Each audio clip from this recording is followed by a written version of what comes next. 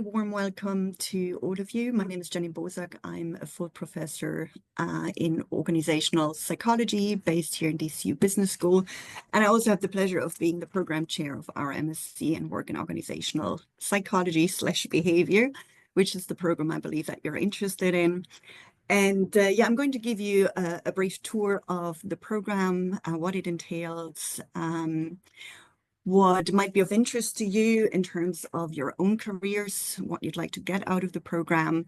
And I'm also very pleased that we have a second-year student join us today who's going to share the lived experience of the program. You might have seen that Fionnuala Malone wanted to join today's webinar. She's one of our stellar second-year students. She unfortunately got sick, and I'm super happy that Aoife Kennedy, another one of our stellar students, has kindly stepped in on very much the last minute. So Aoife, thanks a million for being here with us today. So just to say, Aoife Kennedy is a second-year student of our part-time program. She is currently a HR service delivery manager with Aer Lingus. And yeah, I'm going to let her speak afterwards and share her particular experience of the program. And feel free to have any questions for her as well as me. So what I'll do is I'll just kick off now with the program as such. In terms of the agenda for today, I'm going to give you a brief overview over the course. I'm going to tell you a little bit about the course outcomes. We're then moving to the course experience. And as I said, I'm going to invite Aoife in there to share her personal experience of the program to date and how it might have impacted her own work as well as career. And then we have some time for Q&A. So, well, I guess the first question is, when thinking about the program, why, pick DCU Business School? And you might have heard about DCU Business School before. It's a rather young university, but one that I think is doing exceptionally well. It has been ranked in the top 90 business schools in Europe in the Financial Times ranking in 2024. So one of the 3 Irish business schools to achieve this ranking. And it has recently achieved Triple Crown accreditation, which basically means that it places our business school among the top elite 1% of business schools to have that particular Triple Crown accreditation, which is basically a testament to its quality. We are also the only business school to hold the Small Business Charter Award, just to mention that as well. And we are really renowned for our strong connections with industry. So all of our scholars within DCU Business School are basically working with industry on joint sort of projects. We're doing a lot of consultancy with organizations. We have regular roundtables, executive events happening here on the 3rd floor of the business school where my office is based. And I'm sure Aoife can, provide testament to that as well. Just in terms of the MSc program that you are interested in, it's the longest running program of its kind in Ireland. We're proud that we've been running it for many, many years. It started in the 1990s, and we've been refining it since. So we have a really strong group of organizational psychologists here in the business school who are delivering on the program. We're very excited about the program. And we keep making sure that we are really up to date in terms of providing, the most cutting edge research when it comes to, evidence-based decision making, to have that covered in our courses, and to also review our course structure on, a regular basis to see is there anything else that we need to incorporate to make sure that we are delivering, to the highest standards. The program itself is accredited by both CIPD and PSI, just to flag that very clearly. And you would have seen that when you do look at our webpage, that we are dealing with sort of 2 types of streams. We have, on the one hand, the organizational psychology stream, which runs under the program core DC 508. And then we have the organizational behavior stream, which runs under the code DC 957. Now, in a sense, this distinction is sort of artificial because, as Aoife can tell you later on, we basically have students enrolled in both programs being taught together in the same classroom. So they're going jointly through the 2-year part-time program. And we actually place a lot of emphasis on having that diversity.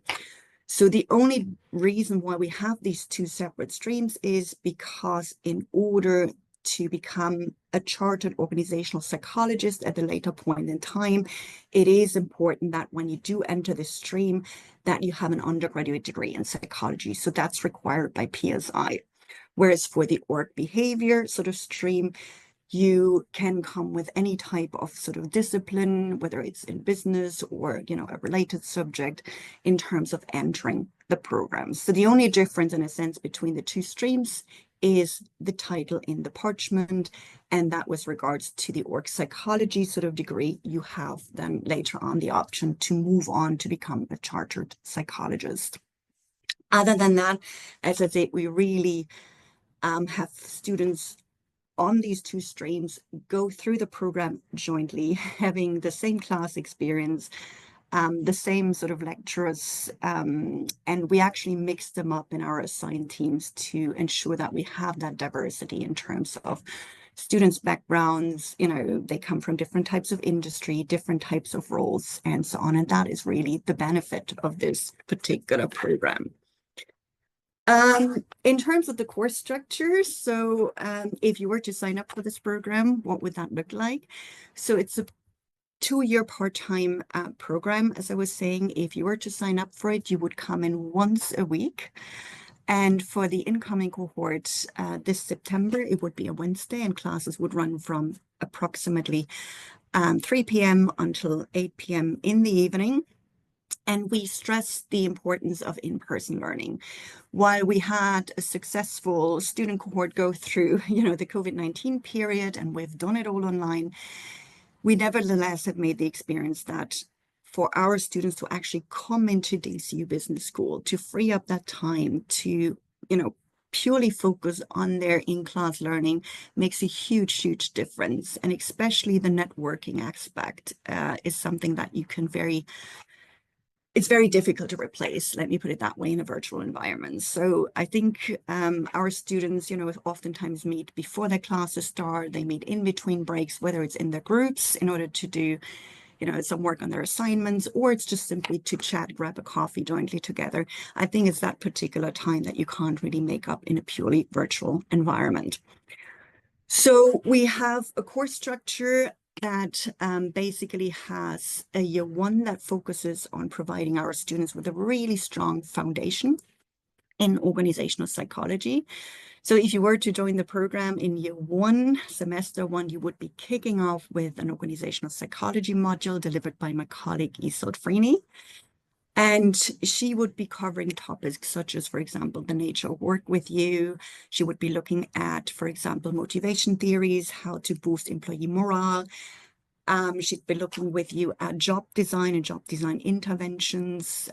Also quite recent one in terms of job crafting, for example, in the workplace, focusing on proactive also approaches that employees can embrace and not just wait for example, line managers to put those interventions into place. She would be looking at topics such as, for example, psychological contracts, the future of work, hybrid working, and so on. So you get a really strong foundation in organizational psychology. It also requires you to do a lot of academic reading. So I'm just going to put this out up front there. So this is a wonderful program, but a program that is certainly going to ask you to, have a good bit of time investment in, getting used to academic readings again. Because what we want to achieve is to have basically at the end of the module, reflective practitioners who are able to engage in what we call evidence-based decision making, so that you actually draw on a body of data, of evidence to inform your day-to-day decision making. Now, the second module then that you would have in semester one of year one is strategy, organization, and innovation, which is delivered by my colleague Malcolm Brady, who has a background in strategy management.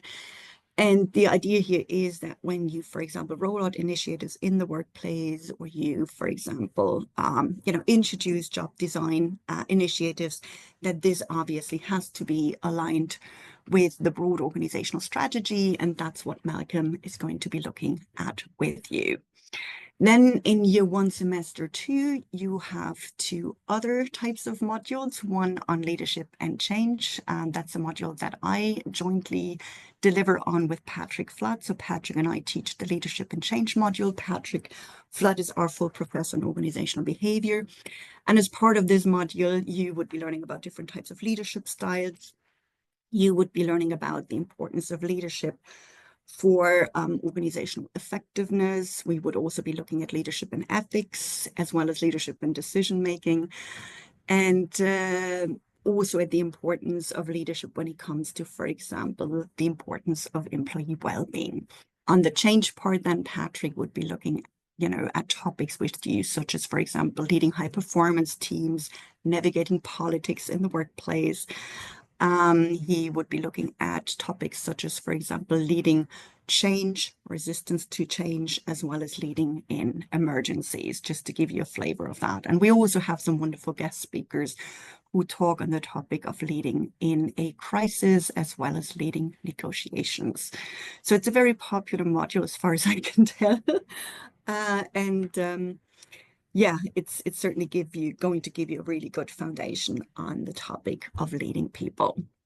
And then we have research methods, which is currently delivered by my colleague Niamh Daly, which is allowing you to get a good understanding of the different types of methods that we use in organizational psychology. And it is also already preparing you for your dissertation to come. Now, in terms of the second year is somewhat more applied. So here in semester one, you have 3 different types of modules: learning and development, trust and relationships, as well as selection and assessment.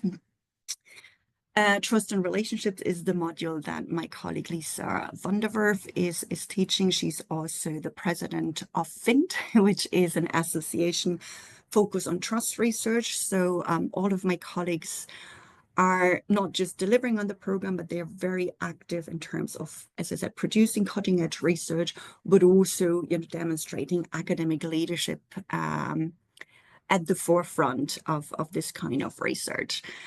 So as I said, Lisa is delivering the module on trust and relationships, which is still a relatively new module that we have introduced into the program, because we felt that it is really important these days to have a good understanding of what we mean by trust, building trust, doing relationships on a one-on-one basis, for example, as a leader, but also in terms of, creating teams where people trust each other. Then we have a module which is more focused on learning and development, led by my colleague Fingern Buckley, as well as selection assessment. And the selection assessment module, I should say, ties in nicely with our psychometrics training. So if you were to go through the program, you would also get a BPS qualification in psychometrics. And we have an outsider provider who is basically running this particular training, and he liaises also with our lecturer on the selection and assessment module to ensure that you get a very solid foundation in understanding how to brief a client, for example, when you're using tests in selection and assessment. Before the actual testing takes place, you're going to learn about different types of tests, the importance of terms such as reliability, validity, and so on, and also the debriefing of the client. Now, then in year two, semester two, you have a module on practicing organizational psychology, as well as coaching and mentoring. So the practicing organizational psychology is more a workshop style format. It's a very popular module that's currently delivered by my colleague Claire Gubbins. She is very strong on the topic of knowledge management, L&D, and she would be leading here. Then we have a module on coaching and mentoring that basically gives you the tools and the knowledge with regards to understanding what coaching is about, what mentoring is about. You'll get an introduction to different types of coaching, sort of philosophies, as well as models. And you would also be practicing one-on-one sort of coaching tools and techniques with another peer from the class. We also have a module here that is tied in with the psychometrics module. It's called psychometrics and analytics. So the psychometric part usually takes place a little bit earlier, and then the analysis part takes place a little bit later, but it ties in with basically your dissertation. And Aoife might tell you a little bit more about that. But basically, at the end of year one, on the basis of a literature review that you normally do as part of ESA's organizational psychology module, you would be assigned to a supervisor, and from there on, you would be starting with that supervisor on the topic that you have chosen for your, dissertation. And this dissertation becomes more prominent than in year two, especially in semester two of year two, where you will be starting to collect some data for the specific research question that you intend to ask. It could be qualitative data, it could be a quantitative sort of survey design. It's completely up to you to decide what you want to do there. And you're being supported in this particular process through the modules that we have, as well as an individually assigned supervisor. And this dissertation is then due in early June. And by early June, once you've submitted your dissertation, you're basically done with all of the work that's needed in order to come out with the degree, hopefully in autumn. Unless you have any questions about the specific course structure, I'm going to just introduce you very briefly to the team. So as you can see, we have a lovely group of scholars delivering on the program. I already mentioned Finian Buckley, who is a full professor in organizational psychology. His focus is really on learning and development. I mentioned Professor Isolde Freeney, who is a former PSI chair and full prof in organizational behavior and psychology. She also used to be a program chair for this particular program 2 years ago. And her sort of emphasis in terms of research is on employee well-being, and she does more recent work also on career transitions. Then we have Dr. Malcolm Brady, who's an associate prof in strategy, and he is delivering, as I said, on the strategy, organization, and innovation module. Professor Pratt, who is a full professor in work behavior, and whose sort of area of expertise is leadership and HRM. And he teaches the leadership and change module with me. We have Dr. Lisa van der Werf, who is a professor in organizational psychology with focus on research methods and trust. And then Professor Claire Gubbins, who is a prof in HRM and organizational behavior. And as I said, her focus really is L&D, social networks, and also anything around knowledge management. And then there's me. I'm the program chair of the MSc in Work and Organizational Psychology Behavior at the moment. And my area of research is, on the one hand, on diversity, with particular emphasis on women and leadership, as well as employee well-being.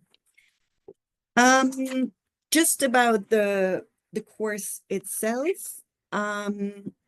As I said, this course is a course that we are very proud of. I think the focal strength of the program really is that we have a learning community, and the idea is we learn from each other. So there is a strong emphasis on establishing a positive and enjoyable, classroom experience in which people feel, safe, where they're happy, to use their voice, to share any experiences that they have had in their workplaces, where they listen and support each other as well as their teams. And as I said, we really stress also the importance of coming to class. Read, and read some more. So we are not using a core text. So it's not like we have a particular, textbook that we would recommend for you to read, but rather we want you to engage with state-of-the-art research, which supports this evidence-based logic and practice that we are stressing. And this means that you have to engage in readings of, state-of-the-art academic articles, case studies, also some Harvard Business School readings, which are sort of a little bit easier to read than the traditional academic readings. And I think this is something that probably some candidates have to get used to at the beginning, but you get the hang of it very quickly. And as I said, it's really critical in terms of becoming this reflective practitioner that engages in evidence-based management.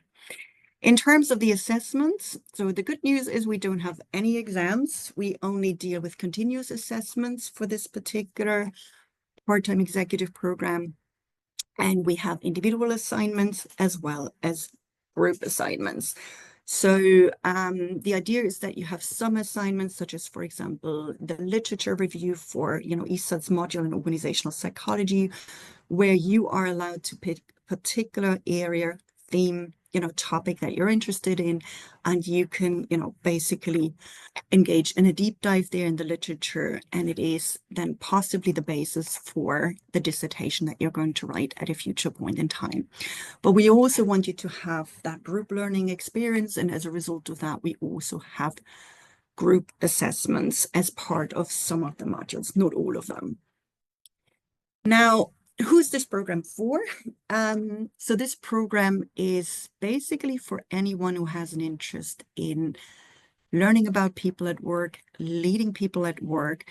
And so as a result of that, we have candidates applying for the program and entering the program that come from a diverse mix of industry. So from the tech sector, pharma, consultancy, education, finance and insurance, healthcare, you name it. So, and these people differ in terms of their backgrounds quite a bit with regards to the industry, the kind of organizations that they work for, the level of experience that they have, and also in terms of age, gender, ethnicity, and so on. And it's that diversity that we try to leverage in the classroom. In terms of age experience, I think I had some questions there previously via email. So just to say that this is a part-time program where we want our candidates to have prior work experience. So we usually ask for 5 years or more. And the idea is that they basically work full-time while doing this particular program, and that they bring this work experience to the classroom, because it allows for richer discussions. Also, our assignments are tailored to address, for example, work-related problems, and for people to bring back that knowledge that they have gained in the classroom to their basically workplace, to their day-to-day decision-making. We do allow a very small number of students with very little work experience to enter the program, but there's usually just one of those assigned to every team that we have. And these students tend to be academically very strong, and they are helping their teams basically around how to, for example, write academic essays again. They can, advise on referencing and all of those kinds of things that, some of those candidates who have been out of the university for a while haven't been in touch with. Why should students choose the course? Well, there are different reasons for doing the course, and Aoife might share hers with us, later on. Some of our candidates entering the programs are looking for a career change. That's why they are signing up for this program. Some of our students are, for example, looking for career advancement and career progress, and they'd like to learn more about, as I said, leading people, leading teams. And this program is giving them the knowledge, the qualification, and also the confidence to do that. We also have people who, for example, change from certain more technical roles into people management roles. And as a result of that as well, they feel that they need to, for example, upskill. So one of our former students on the program, for example, worked in a pharmaceutical company, engineer by background. He was a lane master, and he came into the program telling me that when he was supposed to roll out lean in his pharmaceutical company, that he had a very good understanding of the technical side of things, but he was missing out on the people management side of things, and also how that change, for example, might affect people, and how to basically manage that particular change, as well as people's emotions, anxieties, and so on around this particular change. And so he found it hugely beneficial to do the program, and he's actually a current PhD student of mine. So after doing the program, he even signed up for a PhD, and he's still working in industry. And then last but not least, in general, I mentioned this already, leading people. Where do our grads work? This is just a flavor of those. So they work in corporate, independent consultancies, public and private sectors. And these are just some of the organizations in which our, grad students are working. I'm actually meeting after this webinar a former student of the program, Triana Dasi, who is working as the L&D manager for Grant Thornton at the moment, and she's actually coming in today to give a lecture to my undergraduate students of the organizational psychology program. So we also keep in touch with our students, and some of them are coming back also to sort of give guest lectures, to share their knowledge, and to participate in executive events. It's a wonderful, sort of give and take. The course experience, I think I mentioned this already. So if you were to sign up for this program, you would have classes one afternoon/evening every week. So the current intake will have their classes on Wednesdays from 3 to 8. We do have an online learning environment that basically supports the in-class learning experience that you're going to have. But the idea is that this virtual learning environment acts as a supplement. We're not going to replace the in-person classes. I already mentioned that in terms of the assessments as well as the teamwork, that we place a lot of emphasis on team learning as well as individual learning, and that our assessments are tailored accordingly. So the idea is that we embrace a critical method of learning here. So just to flag the team working aspects of the module. So to support the process of working in teams, we really ensure that our team members engage with team contracts at the start of the 2-year program, because we want to basically say specifically what their expectations are to their teams, that they share, the kind of commitments that they have outside of the university environment, because we're dealing with full-time working individuals who usually have other commitments than just work in university. So there are also, family commitments, personal commitments, and so on. And hence it is very important to, basically put this on the table at the beginning and to come up with a way of working together in teams.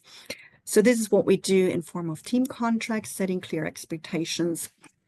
And in general, as I said, we really stress this importance of having a learning community, which also then brings about very, invaluable networks that you're going to take away with you after the program is long finished.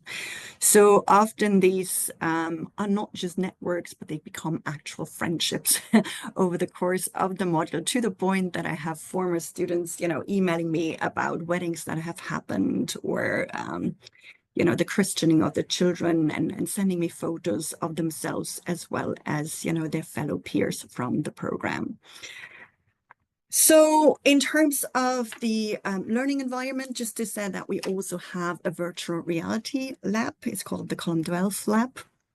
And basically, it's a creative learning space in DCU business schools that offers our students the opportunity to develop their leadership skills each year by using basically this cutting edge virtual reality technology. So students, for example, might, give a TED talk or a charismatic leadership speech, and then, get analyzed in the process of doing so and get very hands-on feedback from, the technology in terms of what they can do differently. So it is basically tracking, for example, the eye contact, the speaking pace, the language that you use. And this allows our students to hone, for example, the presentation skills. Or there's a team building exercise where you have to use your coordination skills among your team members and keep your calm when, for example, diffusing a bomb. So the virtual learning environment in general, what we use is Loop, and this just gives you a flavor here. So if you were to enter the program, you would have access to our Loop environment. This is for the module on leadership and change. As you can see, there's myself and Patrick.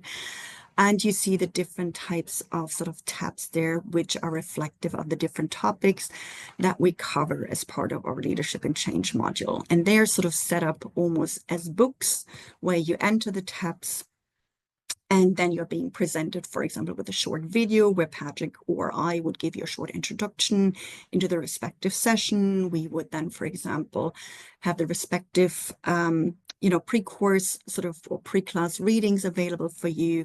You have to do some sort of class work where you might be, for example, completing an implicit association test to learn about implicit stereotypes, or you would be completing the life story. So we have different things embedded that you bring to the class so that we then have a very interactive class where students have enough room for discussion of these kinds of exercises, for peer-to-peer coaching, for example, sessions, as well as class discussions and case discussions. So just to give you a flavor here, as I said, there's an introductory video in our case. Then there's readings assigned for every class. We also require our students as part of our module to engage with discussion forums in advance of the class. So you might get a particular question and there you're requested to post to that particular topic. I'll give you an example in a moment. Then within the class itself, we try to keep it as interactive as possible, and we have a short learning log at the end.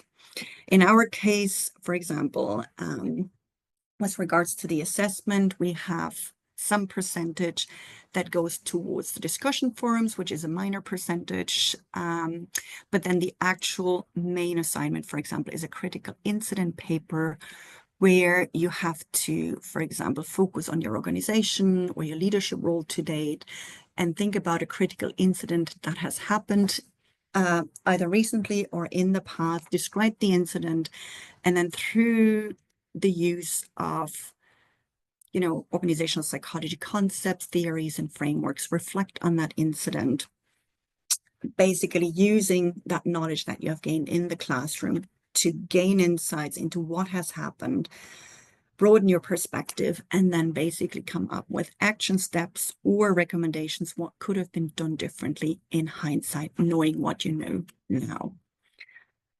So as an example, for example, I have a session as part of the Leadership and Change module that is entitled Leadership and Wellbeing. So for this, you would have a number of pre-course readings that you have to complete in advance of the course, because I'm going to build on that, such as, for example, a recent article by Bakker and colleagues on the Job Demands Resources module, a seminal paper by Wisniewski and colleagues on job crafting. Then you have to prepare in advance of the class a job crafting exercise where you're reflecting on your job as it is right now and your job as you'd like it to be. And you're going to bring that sort of completed form to the class for an in-class peer coaching session. And then in advance of class, there's a discussion forum that we would require you, to contribute to. For example, as a leader, how can you promote work engagement and well-being in the workplace? And then on the loop page, you will always find additional readings for those who can't get enough. Okay, so that's it from me in terms of giving you an overview of the course sort of outline, as well as a flavor of what the assignments might look like, as well as the engagement on the student side in terms of engaging with our virtual environment with Loop and the specific courses. But I'm very happy to hand over to Aoife Kennedy right now to give you an understanding of the lived experience of the program. So just to say that Aoife is a student who is in the second year of the program, and she is a HR service delivery manager at Aer Lingus. And Aoife, just a big thank you to you again for joining our webinar today and sharing your experience. No problem. Thanks, Janine, for having me. I think, yeah, it's been kind of nice today to just reflect on the past 2 years or year and a half. I'm not there yet, and kind of have a think back on the program. So I suppose for me, I'm a HR service delivery manager in Aer Lingus at the minute. My background is fairly HR heavy. I have an undergrad degree in sociology and social policy, so the world of HR kind of came to me as a graduate. And it was kind of quite new. I was probably more familiar with societal issues than the kind of micro people issues. So I suppose for me, after kind of 5 years in my career, I sort of thought it was the right time to kind of put a bit of a academic lens on what I had learned so far, and I'd kind of spoken to mentors and colleagues, and this course kind of came up time and time again.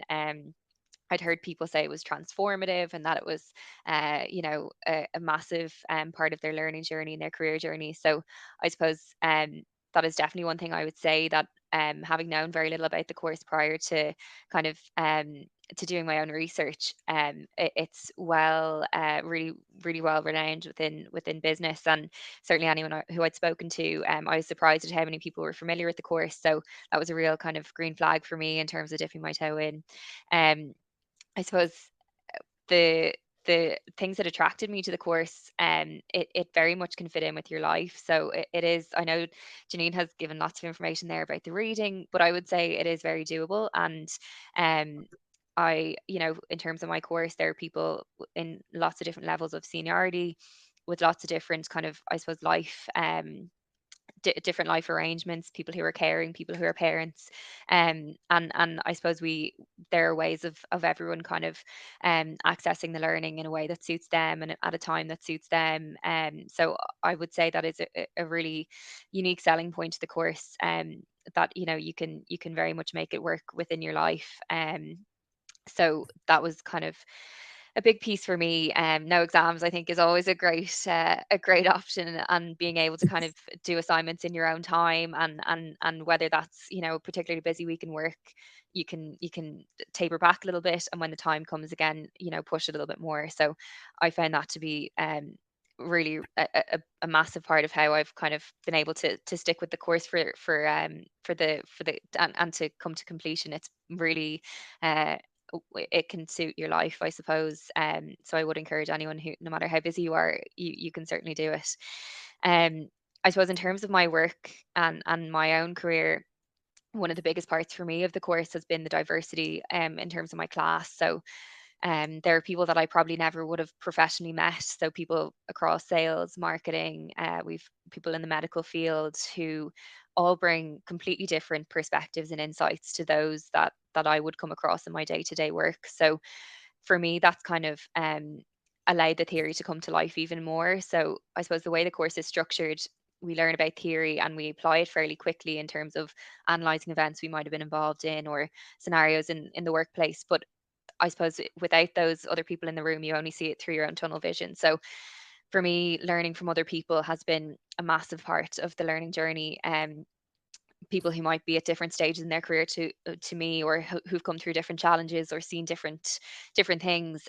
All of that really kind of brings to life the learning that we're doing. So I think diversity in terms of experience, in terms of different industries that people are from, and in terms of culture as well. We've kind of people from all over the world, which again just brings different experience and different lenses. So that's been a massive part of it for me. And I think being able to sit with people in person and talk to different people, um, and to get away from the virtual world, to close the laptop for a couple of hours every week is hugely beneficial. So I would say that's a massive kind of selling point for me, is that it's not kind of lecture slides and readings. You bring it to life as soon as you learn it. And so I kind of felt like walking away every week, I had a new piece of information that I could fairly easily apply in the workplace, or a different filter to kind of view events that were happening around me. So it was very practical, and very applicable fairly quickly after kind of engaging in each class.